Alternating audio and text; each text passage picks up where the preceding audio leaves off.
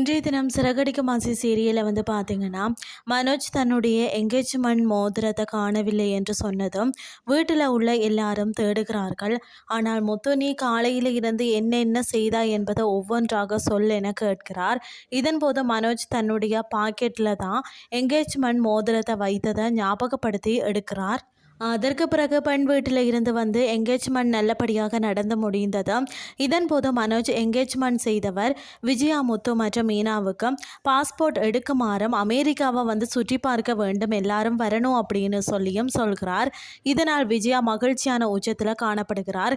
அதற்கு பிறகு அவர் போனதும் அண்ணாமலை மனோஜின் விவாகரத்து வழக்கு என்ன ஆனது என்று சொல்லி கேட்க, அதையெல்லாம் முடிந்து விட்டது, மனோஜும் ரோஹிணியும் சேர்ந்து வாழ முடியாது என்று அவர்களை கூறிவிட்டார்கள் என பொய் சொல்கிறார் விஜயா.